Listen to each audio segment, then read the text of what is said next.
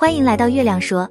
在85后流量花赵丽颖、杨幂以及90后流量花迪丽热巴、杨紫等之后，新生一代的95后流量花人选也逐渐明朗。不得不说，今年暑假似乎是95后新生代演员的天下呢。星汉灿烂月升沧海的吴磊和赵露思，还有苍兰诀的虞书欣和王鹤棣，两组 CP 都是95后备受关注的人气演员呀。还有20不惑2中大部分全是95后演员哦。一开播，不论是讨论度还是收视率都是特别高，这些95后都证明了自己拥有扛剧的能力。以下是通过各平台大数据分析得出网友评选出的高流量95后女星演员。赵露思势头太猛了，虞书欣赶超了杨超越，白鹿虽排名第4，但最有望成顶流。一起来看看都有谁吧。网选95后流量女演员 Top 10，任敏。怀吉，怀吉，杭州，你好久没有来了。姐姐。任敏虽然目前的人气不高，和赵露思、杨超越有着很大的差距呢，但她同样被视为有望大爆的95后流量花。这可能凭借着和肖战一起主演的《玉骨遥》，让网友们纷纷对任敏有所了解。不过她其实是电影演员出身的哦。小编觉得任敏天生有股空灵气质，就像参演古装剧《清平乐》，让人眼睛为之一亮，纯熟的演技几乎零负评呢。任敏虽然不像赵露思那样有着源源不绝的顶级资源，但后续发力也是不容小觑的。目前有青春剧《你好昨天》、民国奇幻剧《五行世家》、古装仙侠剧《玉骨遥》中，这3部剧是完全不同类型哦。其中《玉骨遥》合作顶流男神肖战，势必给他带来了不少的人气呢。网选95后流量女演员 Top 9，宋祖儿。叫我灭他1千，来1万我灭他1万。你就是去到月亮上，我也会去找你的，只要你喜欢我。宋祖儿也是童星出身呢，因此她的知名度与国民度都没得说，并且靠着好作品持续巩固人气，稳稳的上升中。像是在乔家的儿女就展现了纯熟的演技，小编认为她的实力其实胜过许多95后流量花。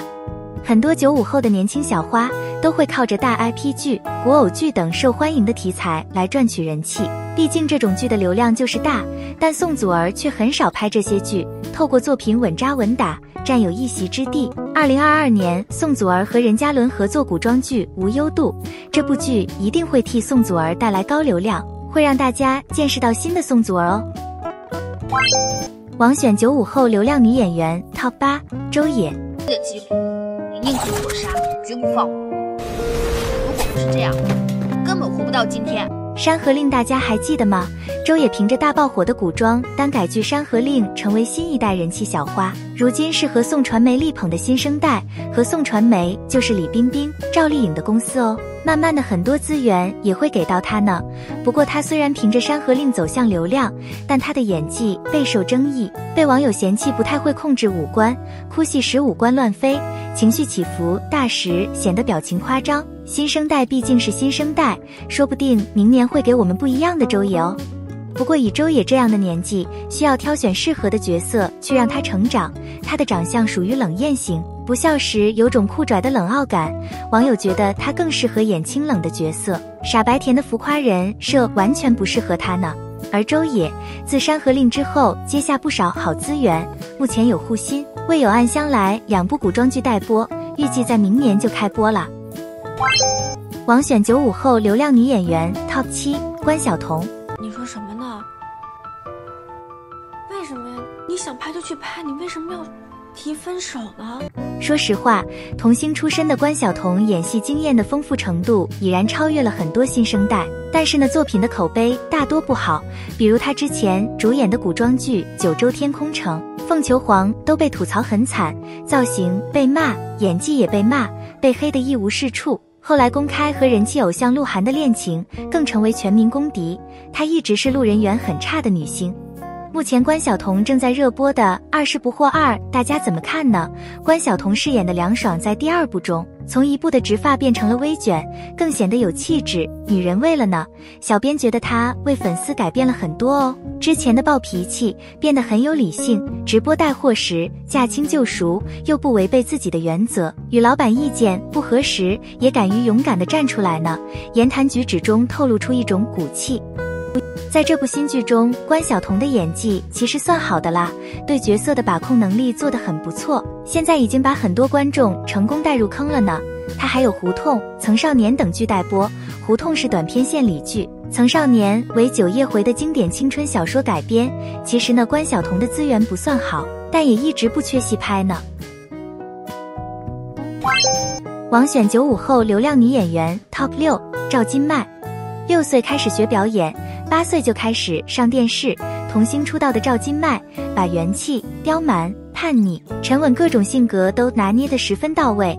她说，正是一点点积累，然后才有了现在的自己。赵今麦也在进入20岁这一年时，为观众带来拍戏12年的一份演技答卷。开端，想必很多小伙伴们就在这部剧中才了解并且赏识的她。在开端中，赵今麦演技高光时刻很多，如被刺杀时的挣扎窒息，被警察审讯时的慌乱迷茫，以及和肖鹤云合作时的坚持果敢等。总的来说，小编觉得赵今麦是一个非常有潜力的女演员，她在演戏方面也非常刻苦，为她点个赞吧。网选95后流量女演员 Top 5，鞠婧祎。我姓韩，名云溪，你叫我云溪就好了。我是秦王妃啊。大红，麒麟。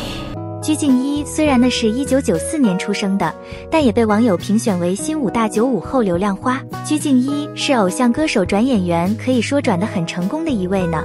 靠着经纪公司4·8文化的扶持，这几年累积了不少影视作品，最火的当属《云溪传》。她也是近几年很多视频平台自制剧的女主。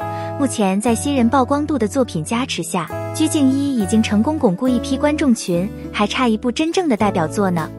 但是最焦急的一点是，鞠婧祎的路人缘似乎越来越差。自从《云溪传》之后，她的演技始终原地踏步。本来古装扮相备受喜爱的，但一成不变的妆容让人审美疲劳。不得不说，她的偶像包袱实在太重了啦。如今新人辈出，鞠婧祎若是再不改变，很快就要被取代了。这群新生代演员们也真是卷哦。网选95后流量女演员 Top 4，白鹿。所长，我是来报道的县西警员，下节。越是这样，我就得做出点成绩，证明我下届可以做一个好警察。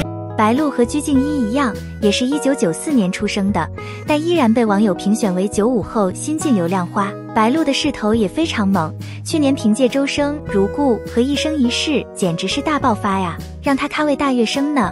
2022年拍完《长月烬明》后，白鹿和3位新人男演员合作古装剧《宁安如梦》，她一人带3人，扛起一番大女主的重任哦。这就证明了影视平台看好白鹿扛剧的能力，相信她一人就能带起整部剧集的收视表现，也代表白鹿的稳定流量输出呢。